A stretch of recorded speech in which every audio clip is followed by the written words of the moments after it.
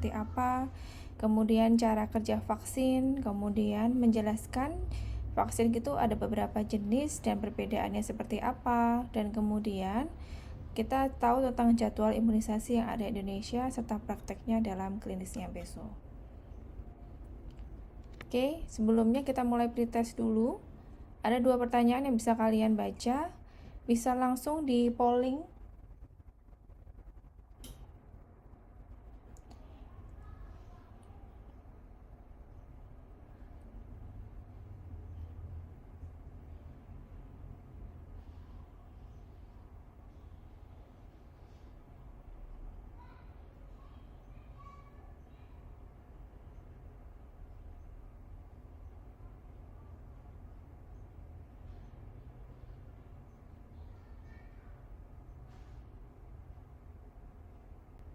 Bisa langsung dijawab ya.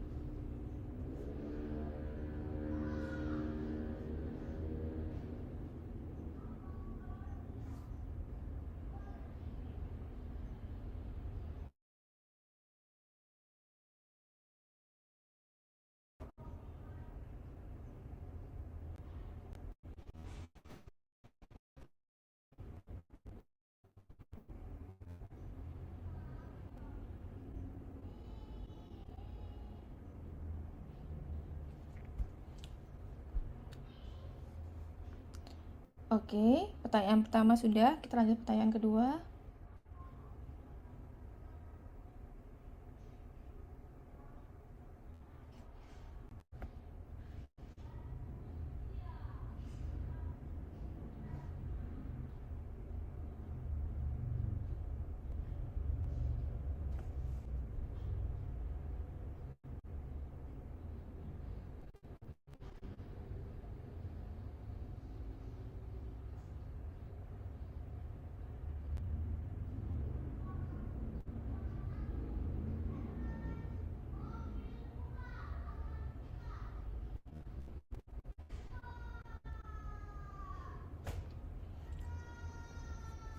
Oke, ini jawaban untuk pretestnya sudah kita rekam. Nanti kita lihat, kita bahas lagi ya di belakang ya. Selanjutnya, kita mulai dulu yang sekarang. Sekarang kita akan bahas dulu tentang apa sih itu vaksin, apakah itu imunisasi, apa itu vaksinasi. Kita harus bedakan dulu masing-masing ya. Jadi yang kita maksud dengan vaksin, vaksin itu benda. Jadi dia bahannya atau bendanya. Dia itu isinya ada suatu antigen atau material biologis yang fungsinya dia akan merangsang sistem imun di dalam tubuh kita untuk membentuk suatu respon imun yang sifatnya spesifik. Contoh vaksin nanti ada beberapa macam yang akan kita bahas di slide berikutnya gitu ya. Vaksin hidup, vaksin inactivated, termasuk toxoid subunit, dan ada vaksin jenis modern yang paling baru. Terus yang kedua adalah kita disebut sebagai vaksinasi. Vaksinasi itu suatu prosesnya. Jadi dia proses untuk pemberian vaksin di dalam tubuh, namanya kita katakan vaksinasi. Kita melakukan injeksi, kita biasanya ya bisa injeksi intramuskular, subkutan, intradermal, atau kita berikan secara perolah, namanya vaksinasi. Makanya kita katakan ini suatu proses atau tindakannya. Sedangkan imunisasi ada respon setelah kita berikan vaksin tadi. Nah, dia berupa membentuk suatu respon kekebalan setelah ada paparan terhadap antigen untuk membentuk kekebalan yang sifatnya spesifik di dalam tubuh kita tadi lagi. Itu kita sebut sebagai imunisasi. Jadi kan sudah bisa membedakan ya, mana yang vaksin, apa itu vaksinasi, apa itu. Vaksin itu sangat penting ya, karena kita ingat dulu sebelum adanya vaksin banyak terjadi pandemi-pandemi penyakit-penyakit yang dapat dicegah oleh vaksinasi tadi. Contohnya adalah pandemi polio. Karena sangat parahnya hingga sampai kita kenal istilah sama iron lung atau seperti tabung gitu ya, yang membantu orang-orang yang dia terkena polio yang mengalami hingga paralisis di bagian nervous untuk persarafannya ya, kita dibantu dengan pemberian penggunaan mesin untuk bernapas ini tadi kita kenal sebagai iron lung. Banyak juga kemarin campak, kemudian difteri, varicella gitu ya. Itu banyak hal yang penyakit-penyakit infeksi yang kemarin merupakan suatu momok atau suatu pandemi itu bisa membaik karena berturun insidensinya atau prevalensinya turun begitu kita berikan vaksinasi ya. Terus nah, sebelum kita akan membahas tentang imunisasi, nanti kita akan harus tahu dulu apa sih itu sistem imun di dalam tubuh kita gitu ya. Sistem imun dalam tubuh kita itu dia ada dua macam, yang innate atau yang sifatnya immediate, kemudian yang adaptif. Innate ini suatu sistem imunitas yang gerbang pertama, dia perlindungan pertama kita. Nah, begitu ada patogen yang masuk gitu ya, dia akan memberikan respon yang sangat cepat, bisa dalam menit, bisa dalam jam gitu. Nanti dia akan mencaplok atau memfagositosis dari bakteri-bakteri yang masuk itu tadi. Nah, karena dia itu sifatnya responnya cepat, kadang respon yang diberikan juga sifatnya luas. Jadi gejalanya itu bisa sangat kelihatan sekali terhadap suatu antigen tertentu. Nanti yang selanjutnya setelah sistem imunnya innate ini teraktifkan, dia akan mengaktifkan juga sistem imun yang sifatnya adaptif. Adaptif ini dia spesifik ya. Jadi kalau misalnya ini tuh pokoknya semua patogen yang masuk ke dalam tubuh dia akan dilawan dengan yang innate. Sedangkan adaptif dia sifatnya spesifik. Dia tergantung masing-masing dari antigennya yang merangsang. Jadi dia nggak semuanya langsung akan teraktivasi ya, dia tergantung antigennya khusus. Misalnya antigen ini akan teraktivasi oleh ini akan di sana. Jadi akan kelihatan sekali di situ di adaptif.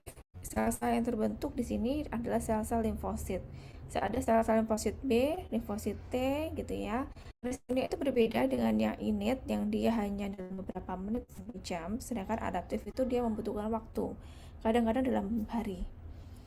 Ya, nah di sini kalau misalnya dia sebelumnya sudah pernah terpapar oleh antigen yang sama, responnya tidak akan lebih cepat. Yang awalnya hanya dalam hari bisa dalam jam, nanti akan terbentuk respon imunitas aktifnya. Nah, yang akan dikejar oleh pemberian vaksinasi itu adalah respon imun adaptif ini tadi. Diharapkan dengan pemberian antigen pada vaksin, dia akan merangsang pembentukan imunitas adaptif. Sehingga nanti kalau misalnya tubuh kita itu terpapar oleh infeksi aslinya, dia akan memberikan respon imun yang lebih cepat karena sudah ke pajanan yang kedua, yang sekunder gitu ya. Adaptif ini ya juga ada yang kita kenal sebagai antigen pretensing cell, antibody, serta memori imunologis. Itu ada di sistem imun adaptif.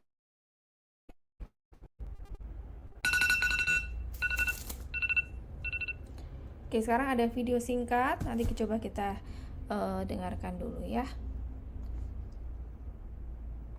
Vaccines and the immune response. How vaccines work. Influenza vaccines are able to trigger an immune response by mimicking viral infection. They are usually manufactured using inactivated or killed virus particles taken from various circulating influenza strains. Inactive fractioned viral components contain the subvirion particles hemagglutinin, HA, and neuraminidase, NA. In Canada, influenza vaccines are administered via intramuscular injection.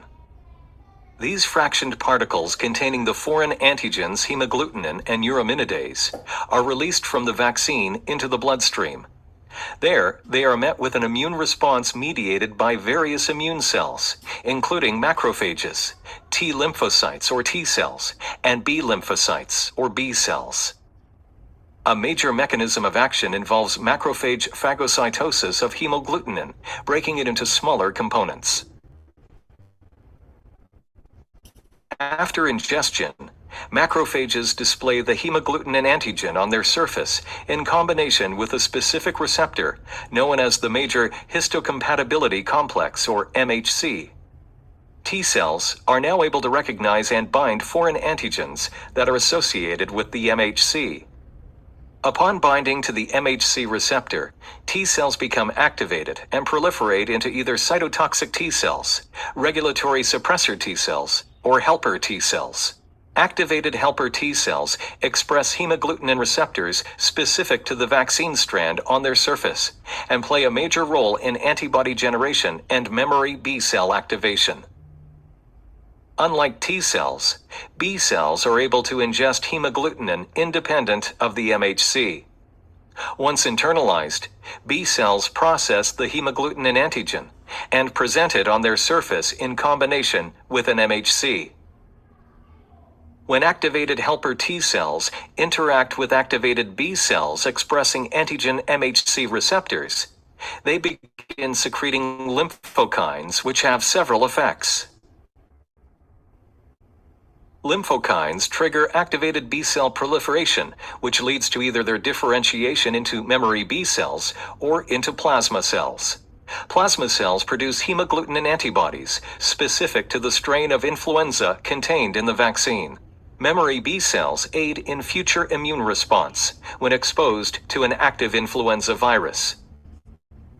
When an infected host sneezes towards an uninfected person, the nasopharynx is exposed to aerosol droplets containing whole, live influenza virus. Once inhaled, the influenza virus attempts viral colonization of nasopharyngeal epithelial cells. Assuming that the vaccine strain matches that of the live virus, hemagglutinin antibodies block viral attachment of live influenza virus to host epithelial cells, and overall disease is either avoided or diminished in severity.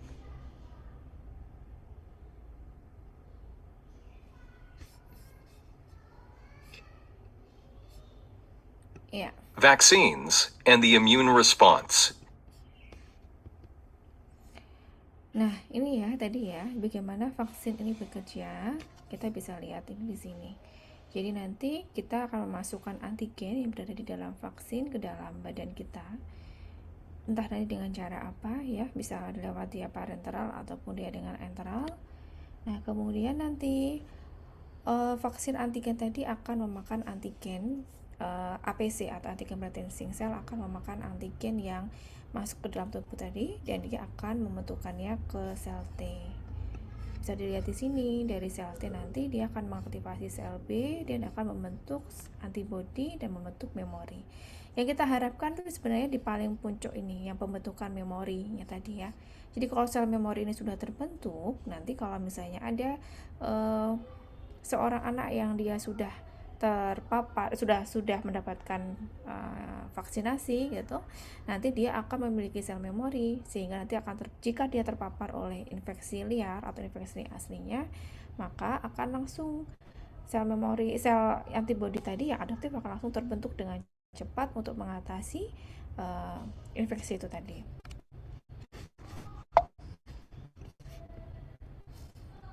Nah, kalau kita dengar yang namanya vaksinasi, itu kan kita seperti disampaikan, kadang beberapa imunisasi tidak cukup hanya satu kali divaksin. Beberapa imunisasi ada yang membutuhkan booster atau dosis kedua gitu ya. Nah, itu kenapa? Kadang-kadang memang untuk vaksin tertentu, misalnya vaksin jenis yang inactivated itu sifatnya memang dia memerlukan beberapa kali pemberian. Kenapa? Karena dosis pertama terkadang dia masih belum memenuhi ambang protektifnya, ada kadar protektifnya ya. Dosis pertama diberikan terus ya, dia kemudian harus diberikan dosis lagi yang kedua atau booster. Harapannya nanti dengan pemberian dosisnya yang kedua tadi akan langsung titer antibodinya akan langsung meningkat melampaui dari ambang protektif. Jadi ini nih anaknya akan terlindungi gitu dari vaksinasi. Makanya kalau misalnya orang tua, dok kenapa sih cuman harus 3 kali gitu ya, harus cukup sekali aja kan cukup ya. Ya nanti kita responnya pembentukan kadar antibodinya nggak bisa maksimal untuk beberapa vaksin tertentu. Jadi tetap kita harus edukasi kepada orang tua pentingnya bahwa mereka harus mendapatkan anaknya mendapatkan dosis vaksin sesuai dengan jumlahnya. Jadi nggak cuma satu aja, misalnya harusnya dapat 3 dia cuma mengambil satu aja gitu. Harus kita berikan secara lengkap supaya pembentukan titer antibodinya bisa optimal. Terus kemudian pertanyaan lagi dari orang tua terkadang, dok itu kan udah divaksin ya, kenapa anak saya kok tetap sakit ya? Misalnya nih, kemarin kayak pas wabah campak kemarin itu, menurut orang tua sih anak saya itu udah dapat vaksin loh dok, di usia 9 bulan, usia 18 bulan, kok ini anak saya kena campak lagi gitu. Berarti vaksinnya kemarin itu nggak berguna dong gitu ya. Padahal sebenarnya pemberian imunisasi itu memang target idealnya adalah dia sifatnya imunitas sterilisasi atau mencegah sama sekali supaya tidak bisa terkena penyakit. Itu idealnya. Tetapi beberapa vaksinasi itu selain tidak bisa mencapai kondisi yang ideal. Target kita adalah dia mencegah mobilitas dan mortalitas, gampangnya seperti itu. Jadi harapannya kalau misalnya nanti seseorang yang dia mendapatkan vaksinasi gitu, nanti dia akan misalnya dia akan mencegah kalau terkena infeksi yang liar atau infeksi aslinya, itu gejalanya diharapkan tidak berat gitu. Misalnya kalau kena campak, nah kena campak dia gejalanya bisa mungkin hanya demam aja atau batuk pilek ringan aja, tidak perlu sampai harus mondok ke rumah sakit karena komplikasi campak paling sering adalah pneumonia, diare gitu ya. Dan dia nggak ada diare, nggak ada pneumonia, jadi hanya demam-demam ringan, terus merah-merah sedikit, terus udah gitu. Jadi dia salah satu tujuan vaksin adalah seperti itu. Dia bukan berarti dia mencegah 100% ya, tapi dia mencegah supaya misalnya dia terpapar oleh infeksi yang aslinya gitu, infeksi natural infection gitu, dia gejala yang muncul diharapkan akan lebih ringan karena sudah teratasi lebih awal dengan imunitas. Nah, ini ada jenis-jenis vaksin, misalnya di sini vaksin itu ada yang live attenuated atau vaksin hidup yang dilemahkan, contohnya ada BCG, MR, varicella. Kemudian ada vaksin inactivated gitu ya, dia bakteri utuh dimatikan, contohnya pada IPV. Kemudian ada sifatnya yang toksoid, misalnya kayak difteri, tetanus, itu maksudnya toksoid. Ada juga sifatnya rekombinan ya, dari bagian spesifik dari satu bagiannya saja, contohnya pada HPV sama hepatitis B, dia maksudnya toksoid. Ada juga yang vaksin konjugat HCV, HIV gitu ya. Dan yang paling baru adalah vaksin dengan menggunakan mRNA. Itu contohnya misalnya pada vaksin kita COVID kemarin, itu maksudnya di vaksin mRNA. Nah, ini klasifikasi vaksin ya, bisa dilihat sini dengan perbedaannya masing-masing. Ada vaksin hidup, vaksin inactivated, serta vaksin yang modern. Vaksin hidup ya, contohnya itu memang dia intinya adalah bakteri yang masuk adalah bakteri yang hidup namun dilemahkan. Kemudian kalau yang inactivated, dia bukan bakteri hidup tapi hanya beberapa komponen vaksinnya. Ada yang dia itu satu komponen penuh dimasukkan gitu ya. Ada juga yang dia subunitnya aja.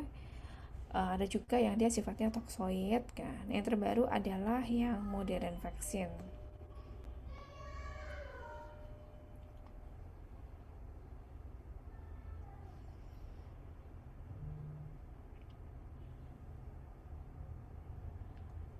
Maaf sebentar ya.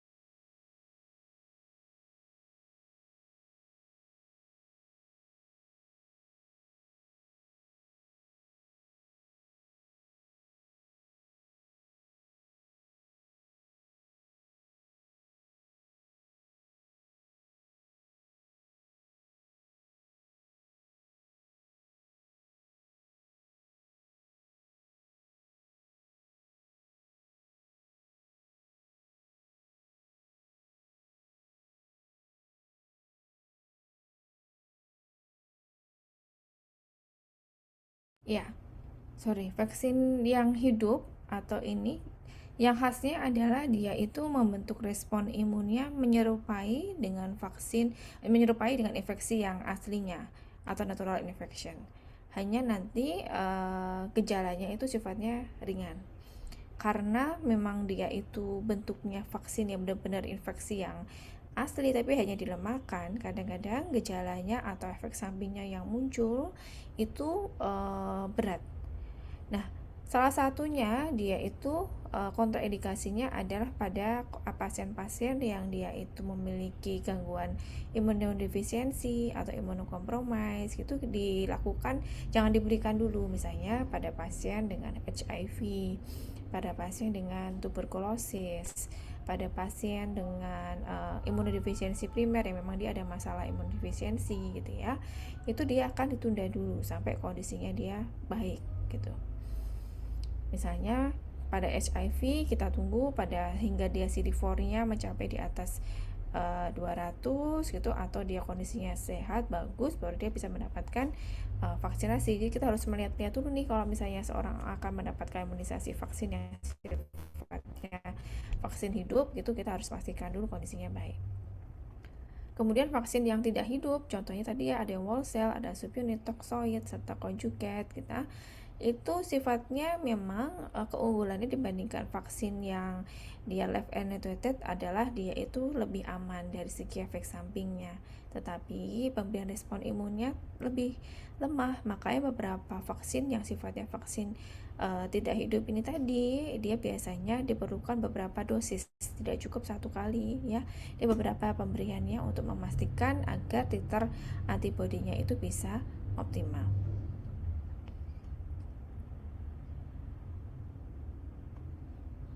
Yang terbaru ya mRNA ya, dia sepertinya fungsinya tuh bekerja langsung ke RNA sel untuk membentuk memori ini tadi. Ya, ini beberapa perbedaan bisa kalian lihat di sini, perbedaan dari masing-masing vaksin hidup, vaksin inactivated, subunit, conjugate, serta mRNA ya. Perbedaannya ada di sini semua.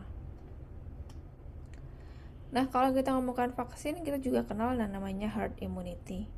Kalau kan ini disampaikan ke orang ya, harapannya itu selain vaksin itu sifatnya dia melindungi supaya tidak terkena penyakit, ataupun jika dia terkena harapannya gejalanya ringan gitu ya. Salah satu tujuan vaksin adalah herd immunity. Jika vaksin itu jumlah orang yang mendapatkan vaksin bisa di atas 85-95% biasanya. Kalau campak misalnya harus diharapkan di atas 95% gitu ya. Dia akan melindungi orang-orang yang sekitarnya yang tidak mendapatkan vaksin supaya jangan sampai terkena penyakit. Dia memutus rantai penularannya gitu. Untuk orang yang rentan misalnya yang geriatri, yang dia kontraindikasi mendapatkan vaksin, orang-orang yang dengan imunodefisiensi, jika orang-orang sekitarnya, tinggal sekitarnya itu dia bisa lebih dari 85% umumnya bisa mendapatkan vaksinasi, herd immunity akan terbentuk gitu. Tetapi kalau di bawah kadar itu, misalnya hanya 60% gitu ya, maka herd immunity tidak bisa optimal ya. Jadi orang-orang yang rentan tadi juga masih beresiko untuk mendapatkan infeksi. Nah, ini jadwal yang kita gunakan dengan menggunakan jadwal Kemenkes ya, Kemenkes yang terbaru 2024-2025 itu ada jadwal terbaru. Kita lihat di sini mulai dari usia baru lahir ya, 24 jam pertama mendapatkan hepatitis 0, terus kemudian sebelum usia 1 bulan gitu ya. Biasanya bahkan mungkin begitu anaknya mau akan keluar dari rumah sakit, dia akan mendapatkan imunisasi OPV serta BCG. Terus kemudian usia 2 bulan dapat imunisasi DPT, HB, HIV, hepatitis B, OPV, BCV, rotavirus. Terus usia 3 bulan dia akan mendapatkan imunisasi ya, beberapa yaitu DPT, hepatitis B, HIV, OPV, BCV, serta rotavirus. Sama sepertinya yang usia 4 bulan, perbedaannya adalah dia yang PCV-nya tidak ada, digantikan IPV 1. Kemudian usia 9 bulan dia akan dapat campak atau MR dan IPV 2. 12 bulan akan booster terakhir PCV, 18 bulan ada boosternya ada 2 yaitu DPT, hepatitis B, HIV dan MR. Pada kondisi-kondisi daerah tertentu, misalnya daerah Bali, Kalimantan Barat gitu ya, Yogyakarta yang dia endemis adanya Japanese encephalitis, maka diberikan imunisasi Japanese encephalitis pada di usia 10 bulan. Kalau orang tua tidak tinggal di daerah endemis namun berkenan untuk mendapatkan imunisasi ini, bisa datang ke dokter spesialis anak untuk mendapatkan imunisasi untuk CE ini tadi ya. Selain itu, yang imunisasi yang dasar sampai usia 12 bulan dan lanjutan sampai usia 18 bulan, kita juga ada imunisasi bias. Imunisasi bias ini diberikan untuk anak-anak sekolah, mulai kelas 1, kelas 2, dan kelas 5. Sorry, ini ada sedikit kesalahannya, bukan HPV dosis 1. Jadi HPV ini dosisnya yang terbaru, dia hanya mendapatkan 1 kali dosis saja di kelas 5 SD gitu ya. Kalau yang dulu memang sempat diberikan 2 kali, yaitu di kelas 5 dan kelas 6. Tapi yang terbaru dia hanya mendapatkan imunisasi HPV 1 kali dosis aja di kelas 5. Dan untuk kelas 6 yang belum mendapatkan kecap aja, kelas 6 untuk yang belum pernah mendapatkan imunisasi HPV di kelas 5, dia bisa diberikan di kelas 6 SD gitu. Tapi dosisnya hanya cuma 1 kali ya. Jadi di bulannya adalah bulan Agustus dan bulan November. Di kelas 1 bulan Agustus dia akan dapat MR, dan kelas 5 mendapatkan HPV. Kemudian nanti di bulan November kelas 1, kelas 2, dan kelas 5 akan mendapatkan imunisasi difteri, tetanus. Ada 2 jenis vaksin difteri, tetanus. Yang pertama adalah D besar, T besar, satunya lagi ada T besar, T kecil. Ini perbedaannya adalah di dosis vaksin untuk difterinya, komponen difterinya itu ada sedikit perbedaan di sini. Ya. Kemudian kelas 5 dan kelas 6 itu akan mendapatkan vaksin HPV. Nah, HPV ini mulai dicanangkan diberikan untuk mencegah adanya kanker serviks atau infeksi HPV yang beresiko untuk membentuk kanker serviks. Pencegahannya diberikan mulai kepada semua anak perempuan di kelas 5 SD. Selain ada jadwal berdasarkan Kemenkes, kita juga ada jadwal berdasarkan IDAI 2024 ya. Perbedaannya apa? Sebenarnya perbedaannya tidak terlalu banyak. Contohnya adalah di PCV misalnya. PCV kalau di dosis pemerintah dia dapat 3 kali di usia 2, 3, dan usia 12 bulan. Sedangkan berdasarkan IDAI dia dapat 3 kali, 1, 2, itu dapat lagi di usia 2, 4, 6, dan 12 sampai 15 bulan dapat PCV gitu. Terus kemudian rotavirus sama ya.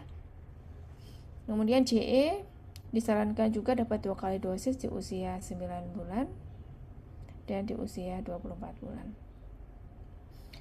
Terus ada juga vaksin-vaksin yang masih belum tercover di program pengembangan imunisasi dari pemerintah, contohnya varicella, hepatitis A, tifoid, dengue, gitu dia belum ada masuk program ya. Jadi kalau orang tua mau melengkapi vaksin-vaksin tersebut bisa datang ke rumah sakit terdekat, bertemu dengan dokter spesialis anak. Oke, nah untuk vaksin itu ada kita bilang sebagai kecap untuk anak yang dia itu lambat atau tidak mendapatkan imunisasi pada waktunya. Pada prinsipnya adalah kalau vaksin itu terlambat atau selangnya lama, misalnya orang tuanya ngomong tuh, anak saya terakhir vaksin usia 9 bulan dok, sekarang udah usia 2 tahun, saya masih mau ngecek bisa apa enggak gitu ya. Bisa boleh, jadi tapi tidak perlu diulang. Jadi kalau takutnya orang tua diulang lagi ya dok dari awal ya, karena dianggap kemarin kan udah jaraknya udah jauh banget tuh, udah setahunan misalnya. Tidak ada pengulangannya, jadi vaksin itu cukup dilanjutkan pada sesuai dengan dosis selanjutnya. Ada interval-interval yang harus dipahami dalam pemberian vaksin. Contohnya misalnya vaksin-vaksin yang dia itu dari vaksin dosis yang 1 ke dosis kedua itu ada minimalnya, ada intervalnya, ikuti jadwal sesuai dengan pemerintah. Kemudian habis itu booster juga ada intervalnya, bisa kalian baca di Kemenkes 2024 kalau nggak salah. Itu ada interval-interval minimal untuk vaksin-vaksin untuk kecap ya. Ada juga yang interval untuk vaksin-vaksin yang sifatnya berdasarkan jenisnya, misalnya vaksin habis vaksin yang mati terus mau vaksin hidup, kira-kira diselang kapan, itu bisa kalian pastikan dulu. Contohnya kalau vaksin hidup ke vaksin hidup itu kalau dia sifatnya sama-sama parenteral harus ada jarak minimal 4 minggu. Kalau vaksin hidup ke vaksin tidak hidup itu tidak ada tidak ada intervalnya, bisa diberikan bersamaan atau di berikutnya tanpa ada jarak. Sama juga vaksin hidup dan vaksin hidup selama vaksinnya berbeda jenisnya ya, itu bisa diberikan simultan atau beda jarak tanpa ada jaraknya. Tapi kalau vaksinnya sama, misalnya habis DPT, hepatitis B, HIV, mau disuntik lagi, harus jarak minimal 4 minggu. Nah, kontraindikasi vaksin itu apa? Ada kontraindikasi yang mutlak, jadi sama sekali tidak boleh mendapatkan vaksin. Satu, itu kalau misalnya dia ada riwayat alergi berat terhadap vaksin tersebut, misalnya sampai anafilaktik. Nah, itu sama sekali tidak boleh mendapatkan vaksinasi. Sedangkan untuk vaksin hidup, untuk anak-anak yang kondisi imunodefisiensi berat, gitu ya, ditunda dulu pemberian vaksinnya. Kontraindikasi yang lain, kontraindikasi palsu, kayak ya batuk pilek, adanya gizinya kurang, demam gitu ya. Itu bukan kontraindikasi untuk mendapatkan vaksin. Jadi bisa diberikan di sana. Kita juga harus bisa menjelaskan kepada orang tua kalau diberikan vaksin tuh ternyata ada loh efek sampingnya gitu. Yang sering kita jelaskan kepada orang tua tuh sebenarnya adalah efek samping yang sifatnya tuh ringan, misalnya kayak demam, bengkak di vaksin, tepat di vaksin ya, atau ada nyerinya. Nah, itu bisa kita edukasi kepada orang tua, catatan laksananya seperti apa, diberikan paracetamol, dikompres dingin gitu misalnya. Nah, untuk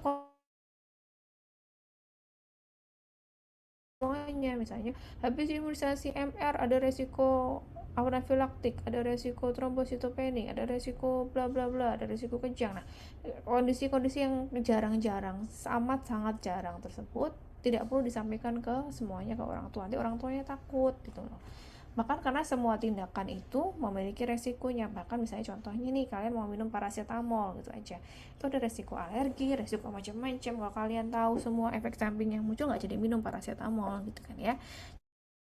Orang tua cukup yang dia itu gejala-gejala yang sifatnya umum sering terjadi, dan kita edukasi tanda bahaya, itu yang kita paling penting di sana. Misalnya dari orang tua, Bu, kalau misalnya ada tanda bahaya, anaknya kejang, demam tinggi nggak turun-turun, anaknya nggak mau makan, nggak mau minum, atau ada keluhan lainnya, segera bisa dibawa ke vaskes terdekat. Jadi kita edukasinya seperti itu ya. Nah, ini terakhir yang kita akan ingat di sini adalah kalau vaksin itu sifatnya adalah dia melatih sistem imun adaptif atau spesifik. Harapannya nanti begitu sudah dilatih dulu dengan vaksin ya, dengan antigen yang masuk dari vaksin tadi, sistem imunitasnya adaptif sudah terbentuk. Jadi nanti saat pasien atau anak itu terpapar oleh oleh infeksi liar, dia akan segera terespon tuh imunitas adaptifnya. Jadi dia bisa perlindungannya akan lebih bagus. Yang kedua kan harus pastikan dulu kalian tahu jenis vaksinnya apa ya tadi ya. Ada vaksin yang dia hidup, vaksin yang tidak hidup, ada subunit, ada toksoid, ada konjugat ya, vaksin mRNA. Kalian tahu oh ini vaksinnya itu. Terus kemudian kalian tahu juga kapan tuh jadwal, kontraindikasinya seperti apa. Terus kalian juga paham bahwa booster itu adalah penting untuk beberapa jenis vaksin karena untuk mencapai kebutuhan jumlah titer antibodi yang dibutuhkan untuk protektifnya, sama kebutuhan untuk membentukkan kebutuhan sel memori. Jadi bukan karena akal-akalan supaya vaksinnya makin banyak yang terjual ya. Jadi memang fungsinya seperti itu. Keempat, kalian jelaskan kepada orang tua bahwa jadwal pemberian vaksin itu sifatnya fleksibel. Kalau sampai dia terlambat, tidak sama bukannya dia jadi tercancel yang sebelumnya, tapi bisa lagi tinggal melanjutkan dosis-dosis yang berikutnya. Ya, oke. Terus untuk pretest tadi bisa kita bahas bareng-bareng yang sekarang gitu ya. Ada bayi usia 2 bulan datang karena pilek ringan, ibu tanya boleh divaksin nggak? Jawabannya adalah boleh. Jadi karena hanya demam pilek ringan saja, tadi bukan kontraindikasi mutlak untuk pemberian vaksinasi. Jadi bisa dilakukan pemberian vaksin, tapi pastikan dulu ya anaknya tuh sifatnya ispanya ringan, nggak yang sesek gitu, atau anak dehidrasi macam-macam. Itu harus disembuhkan dulu kondisinya. Kemudian pertanyaan yang kedua, ada anak usia 15 bulan, dia pernah campak. Kalau anak campak ini, kemudian orang tua menanyakan tuh, udah anak saya kan udah pernah campak nih, terus nggak usah diulang lagi ya gitu misalnya. Tapi ingat bahwa pemberian imunisasi untuk campak kita ada MR, itu dia melindungi untuk imunitas measles dan rubella. Jadi terhadap campak dan rubella, tidak cuma campak saja. Jadi untuk anak-anak yang sudah terkena campak sebelumnya tetap bisa diberikan vaksinasi MR karena dia ada perlindungan untuk rubellanya. Nah, anak itu kan belum pernah kena rubella, jadi kita bisa berikan imunisasi ini untuk mencegah atau perlindungan terhadap infeksi rubella. Tidak ada istilahnya hiperimunitas ya, jadi maksudnya imunitas jadi berlebih-lebih karena dikasih vaksin yang banyak gitu ya, tidak ada. Oke, segitu dulu. Ada yang mau ditanyakan?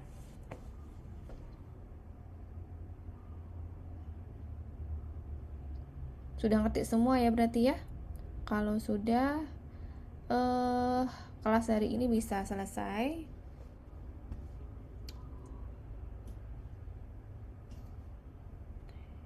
Ada yang mau tanyakan dulu?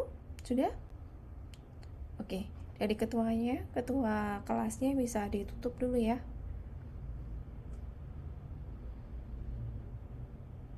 Ketua kelasnya mana?